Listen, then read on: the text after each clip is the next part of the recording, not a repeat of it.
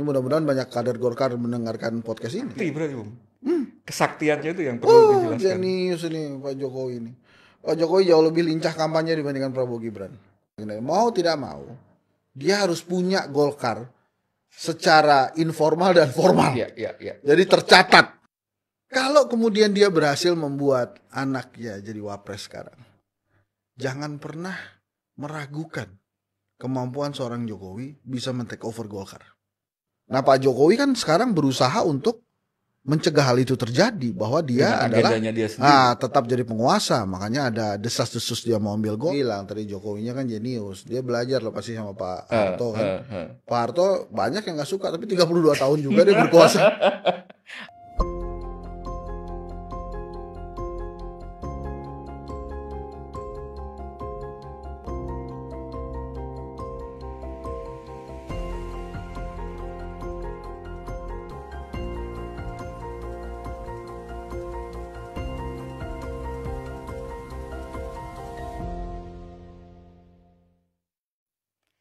Salam Pancasila.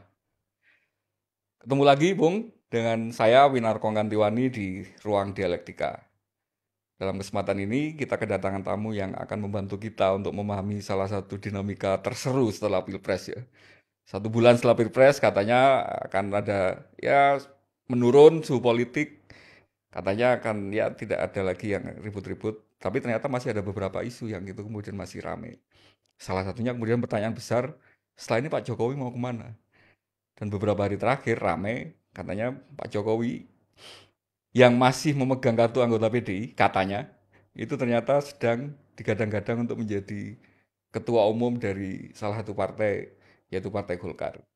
Dan tamu kita hari ini punya banyak sekali pandangan yang menarik soal itu. Tanpa panjang kata, saya perkenalkan tamu kita pagi ini, Bung Henry Satrio.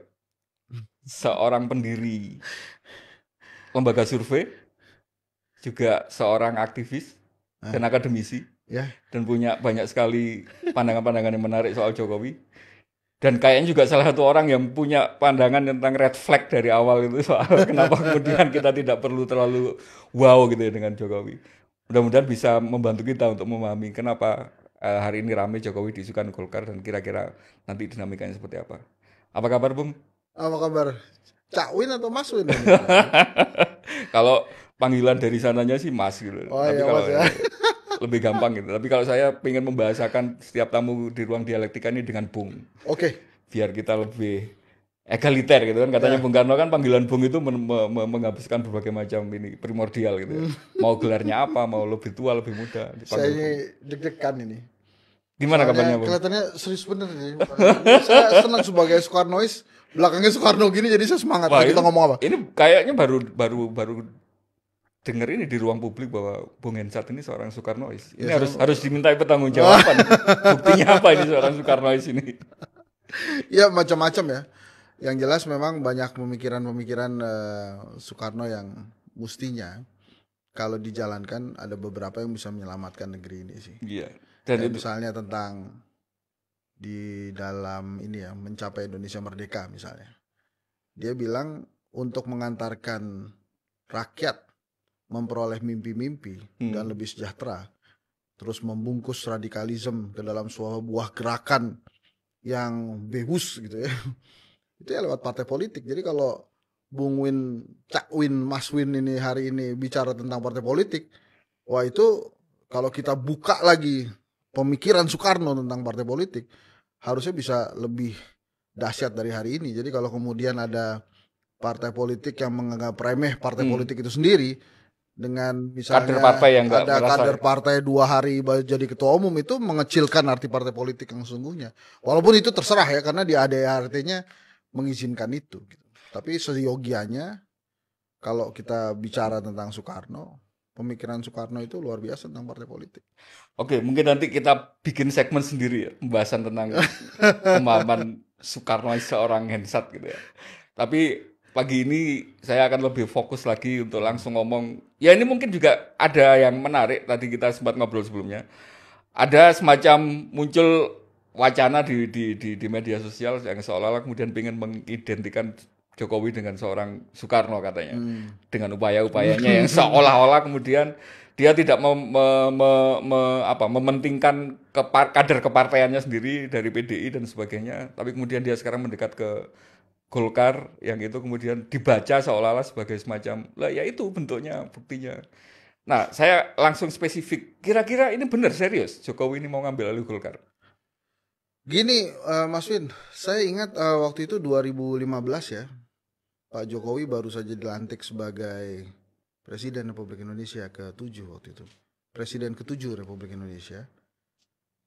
Ini saya nonton TV juga, saya nggak hadir. Oh, bukan gara-gara tim sukses ya? Bukan. Oh. Jadi saya nonton TV, Pak Jokowi bersama Ibu Mega satu mobil pergi ke HUT-nya Partai Golkar. Nanti dicek aja tuh HUT-nya keberapa, karena sejak saat itu datang sebagai seorang presiden. Datang sebagai seorang presiden bersama ketua umumnya, Megawati Soekarno Putri. Nah, di acara itu Golkar meminta Pak Jokowi maju di putaran kedua. Pak Jokowi terima. 2015. Sudah ngomong 2019 di Golkar. Dan dia hadir bersama ketua umumnya, Ibu Megawati Soekarno Putri, semobil. Jadi dia datang sama Bu Mega ke acaranya orang, di acara itu dia dipinang, dia Gimana datang sama pasangannya ke kondangan, terus tiba-tiba dipinang, dia iya, oke. Tuh makanya Bu Mega tuh negarawanan banget dan ibu banget gitu. Itu jadi bagi Bung Hensat saat itu red flag bener ya? Oh iya, maka sejak saat itu saya bilang, oh ini orang pikirannya kekuasaan memang. Dan Ibu Mega baik banget waktu itu. Sebagai seorang ibu mungkin ya kalau anakku mau begitu nantinya. Mungkin Bu Mega pikir, di putaran kedua dia juga masih bersama.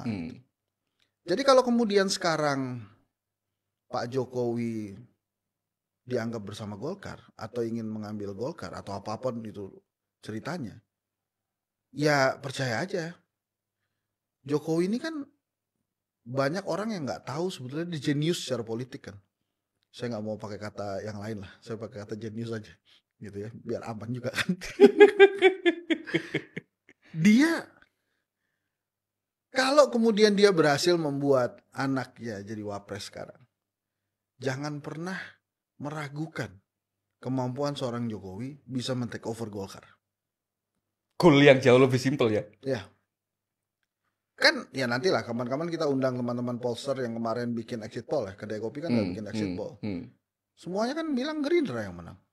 Untuk parpol ya? Untuk parpol. Tapi sekarang kan ternyata PDI Perjuangan urutan keduanya Golkar. Gerindra malah urutan ketiga.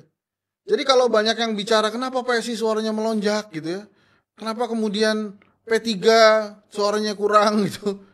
Ya tanya aja kenapa Gerindra kok bisa salah prediksi tuh exit poll tuh. Ingat gak saat itu exit pollnya berapa? Saya nggak ingat karena saya nggak bikin kan. Yeah. Cuma saya pada saat itu juga saya bertanya juga teman-teman, kok ini bisa begini ya? Ini anomali yang mesti ditemukan. Jadi makanya mungkin mesti undang Mas Burhan atau Mas Hanta nanti. Karena memang kedai kopi dari awal karena situasi pemilu ya Mas, kita memang nggak bikin exit poll. Saya bilang kita nggak bikin exit poll karena tapi quick count bikin ya. Quick count bikin. Dan range-nya sama dengan lembaga survei lain. Nah itu kan saya berkali-kali mengatakan kecurangan itu nggak mungkin terjadi di hari H, tapi memang ada proses menuju kecurangannya. Iya, artinya di titik ini mestinya kita itu sudah tidak lagi merasa terkaget-kaget dengan kalau misalnya ada sesuatu yang diinginkan oleh Jokowi, itu nanti entah caranya seperti apa, itu pasti kejadian gitu ya. Kalau misalnya sekarang Prabowo menang ya, itu kan sequence-sequence-nya itu kan kalau kita perhatikan Mas, bagaimana hebatnya ini ditata pemilu ini. Saya kan jauh-jauh hari itu karena sebagai pengamat ya melihat bahwa kok ini kecurangannya TSM itu saya pernah menyarankan buat Mas Ganjar dan Mas Anies tuh mundur aja dari Pilpres. Memang pidana, tapi menurut saya buat apa berjuang untuk demokrasi yang sebenarnya nggak ada, karena sudah di-set. Saya ceritain satu-satu boleh? Beberapa. Silakan. Misalnya Pak Jokowi itu sudah berhasil membuat oposisi tidak ikut serta dalam Pilpres. 2 September, Nasdem dan PKB bersama. Deklarasi di Surabaya. PKS-nya nggak ada. Nasdem sama PKB kan